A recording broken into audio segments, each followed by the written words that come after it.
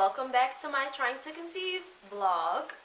I'm going to go ahead and I'm going to be reading you all another story about a woman who was trying to conceive in the Bible.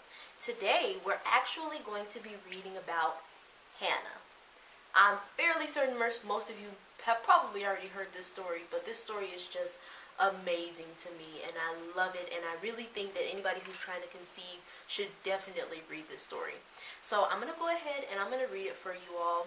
I'm on my phone again because I'm really enjoying reading these stories from the Message version, because I really think that it reads well, and I think that a lot of people can relate to it. And I'm giving you all the scripture, so if you wanted to look it up in another version. I also like New Living. I also like English Standard. So you can always look it up in another version, but I'm really liking this Message, so I'm gonna keep reading from it. So the story of Hannah is actually going to be coming from 1 Samuel 1, and we're going to be reading the whole chapter. The good news is that this chapter is only 26 verses, so yay! Well, not yay, because I like the long stories. I like all of them, really. But anyway, so I'm going to go ahead and read you all this one. Hannah pours out her heart to God. There once was a man who lived in Ramathaim. He was descended from the old Zuph family in the Ephraim hills. His name was Elkanah. He was connected with the Zuphs from Ephraim through his father, Joraham, his grandfather, Elihu, and his great-grandfather, Tohu. He had 2 wives. The first was Hannah. The second was Peninnah. You all don't judge me for my pronunciation of these names. We all know it sounds different when we're reading it in our heads than when we're reading it aloud. Peninnah had children, but Hannah did not. Every year, this man went from his hometown up to Shiloh to worship and offer a sacrifice to God of the angel armies. Eli and his 2 sons, Hophni and Phinehas, served as the priests of God there. When Elkanah sacrificed, he passed helpings from his sacrificial meal around to his wife, Peninnah, and all her children.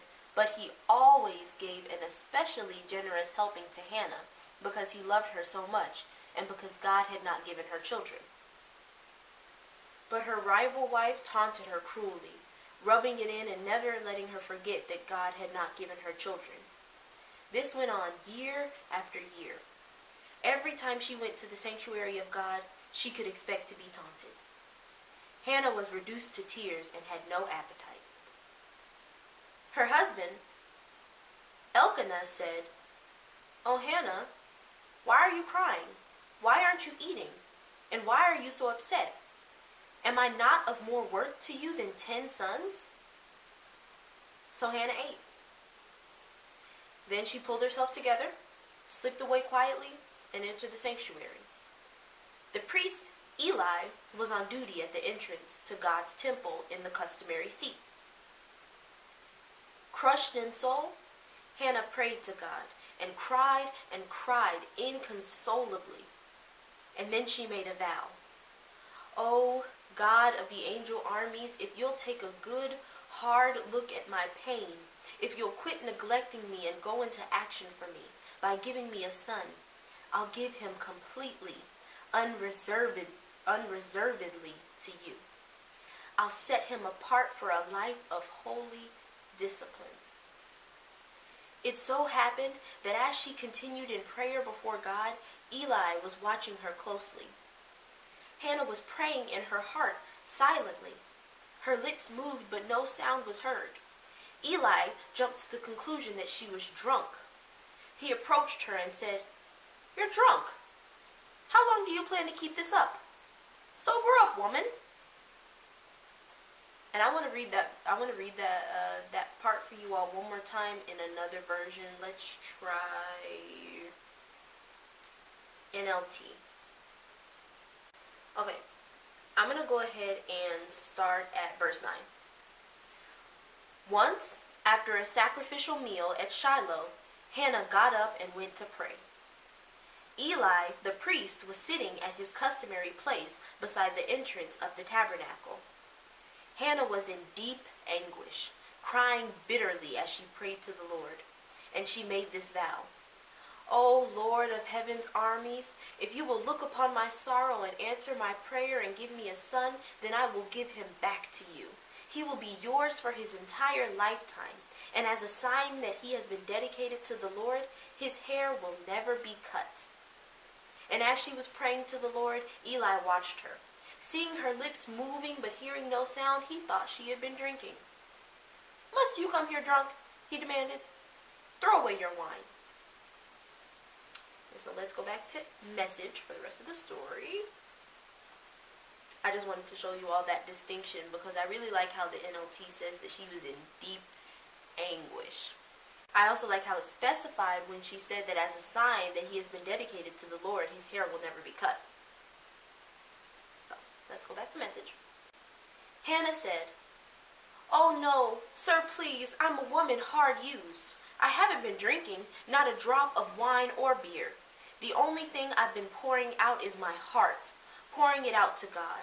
Don't for a minute think I'm a bad woman. It's because I'm so desperately unhappy and in such pain that I've stayed here so long."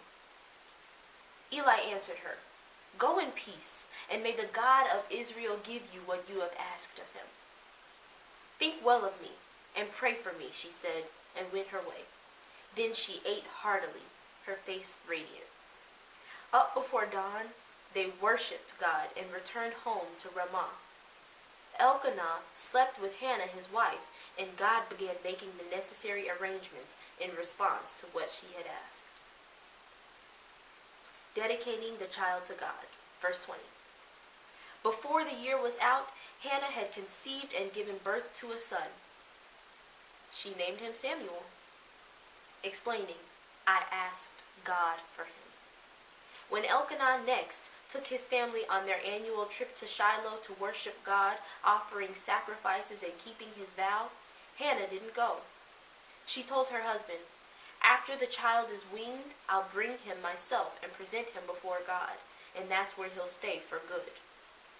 Elkanah said to his wife, "Do what you think is best. Stay home until you have weaned him. Yes, let God complete what he has begun." So she did. She stayed home and nursed her son until she had weaned him. Then she took him up to Shiloh, bringing also the makings of a generous sacrificed meal, a prized bull, flour, and wine. The child was so young to be sent off. They first butchered the bull, then brought the child to Eli.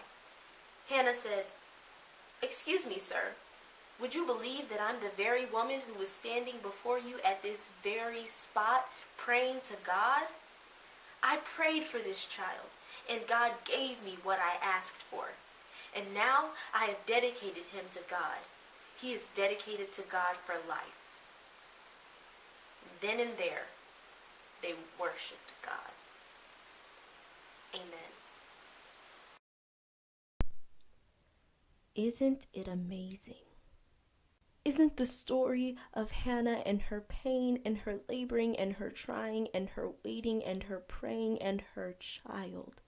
Isn't it beautiful? Can you believe that this woman had been trying to conceive for so long, had been trying and praying and waiting and watching everyone around her get what she had been asking God for?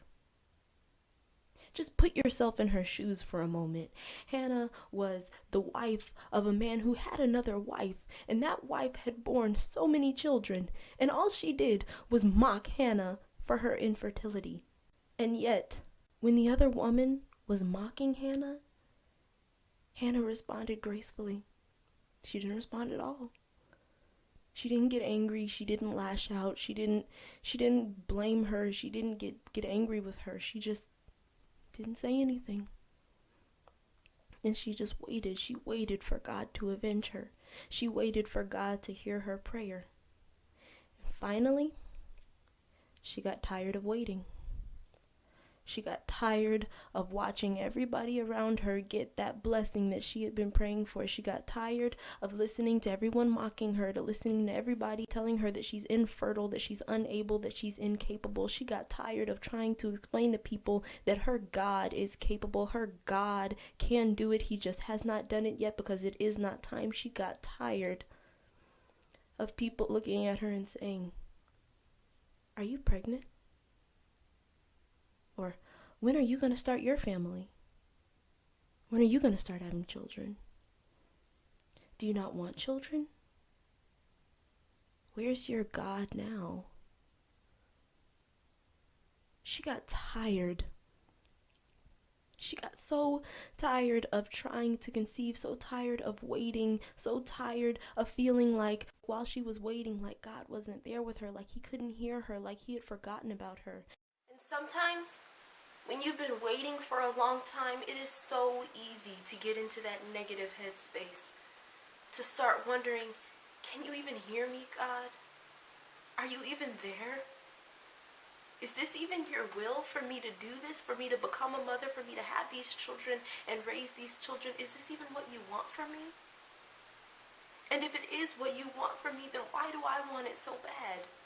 How can I stop wanting this? It's so easy to get into that place that's wondering, maybe God told me this, but maybe he's not going to do it because I've been waiting for so long that it just seems like it's never going to happen. Sometimes it gets so easy to start getting into that place where it says, I know that this is what God promised me, but it hasn't happened yet. It's not happening, so is it going to happen? Sometimes it's so easy to forget that God always keeps his promises. What he promised you, what he promised me, what he promised, he will do. What he promised Hannah, he did. What he promised Sarah, he did. What he promised Elizabeth, he did. He always keeps his promises. We just have to wait for them. We just have to remember that the Bible says that whatever you ask for in prayer, believe that you have received it and it is yours. And that's what Hannah did. She went to God in prayer and she said, this is what I want. This is what I believe that I can have. This is what I believe that you can do for me, God. This is what I believe is my destiny. This is what I believe I can do, that I can bring glory to you doing. And he did it. Hannah said, I believe that it is already done. And I'm not leaving this place until I see the manifestation of it. Sometimes it's so easy for us to not realize that it may be our time, but it's not our turn. My pastor preached that sermon one time. It may be your time, but it's not your turn. It may have been Hannah's time, but it wasn't her turn. She had to sit there and watch Peninnah go through all those pregnancies and have all these healthy children, not realizing that this time, it may have been her time, but it wasn't her turn. Because if Peninnah hadn't had her children, she wouldn't have been able to mock Hannah, and God wouldn't have seen how faithful Hannah stayed to God by not turning on Peninnah, by not going off on her, by not doubting God. It was all a test. And sometimes it's so easy to forget that. Hannah didn't know that by having her go through what she went through, by having her barren for all those years, by having her see all those children that Peninnah had, by having Peninnah mocking her and joking around about her and judging her, she didn't realize that that was a test to show how faithful she was to God, because she could have done back to Peninnah what Peninnah did to her. She could have mocked her back, criticized her back. She could have went off on her. Quite honestly, I might have gone off on her. But Hannah didn't. She stayed faithful to God. By what Peninnah said to her, she didn't turn around and start doubting God. She didn't start questioning God. It wasn't her turn yet. We don't realize that that's exactly where the devil wants us. He wants us to doubt God and turn on God and stop trusting God and curse God so that we can curse ourselves. The devil was using Peninnah, and God was testing Hannah, and Hannah passed the test. She remembered that our God said, I will never leave you nor forsake you. She went to him. She clung to him. She got tired of having her husband have to watch her suffer, watch her be angry, watch her be sad, watch her mourning the child that she has not had yet. She didn't want to put him through that anymore. So what she did was she left. She went off by herself to spend some time with God. And that's what Hannah did. Hannah got to the point where she was so tired of waiting. She was so tired of being stuck in that same situation. She just felt so stuck. She just felt so still. She felt like her life wasn't moving anywhere. She felt like it just wasn't going to happen. So you know what she did? She did something. She pulled herself up out of that stuck place. She put herself back together, cleaned herself up, and she went to the temple and she laid before God until he moved her out of that place. And see, when people read the story of Hannah and her conception, they think about her situation. They think about her infertility. They think about how long she had been trying to conceive. They think about what the other wife had done to her, all the mockery. They think about what was going on in her life, her situation. But I'm thinking about her pain. So often when we get upset and we get sad and we get tired of waiting, we want to turn to other people. Or at least we want to turn as far away from God as possible. But what Hannah did was, when she got tired, when she started to get doubtful, when the devil started whispering in her ear, she ran to God. God was her comforter. And she went to him and she cried before him, and she didn't care how long it was going to take. She didn't care what people thought, how people were looking at her. All she cared about was God. And so when she was sad and when she was going through her trials and her tribulations and she needed a shoulder to cry on, she went to God. The Bible says that she was so torn up, so sad, so hard to hear, hard to listen to, that Eli thought that she was drunk. Can you imagine? Crying and crying and crying and crying and praying and speaking until your words morph into some unintelligible language that nobody else can understand but you. And eventually Eli got so tired of looking at her. He got so tired of listening to her mumbling and her crying that he said, "You know what, woman? I'll pray for you. I will ask God to do this thing for you because I am tired of you being stuck in this same situation." And so he prayed for her. And sometimes we have to be stuck in our situation for so long that other people start to get tired of it. And they start to cry out along with us. When everybody comes together in agreement and everybody cries out on our behalf, that is when God hears our request. And he moves on our behalf. And that's what he did. That's what he did for Hannah. And by that point, I'm sure that she was stinking. I'm sure that she was tired, was hungry, was wanting to be anywhere but there. But you know what she did? She stayed there until God moved on her behalf.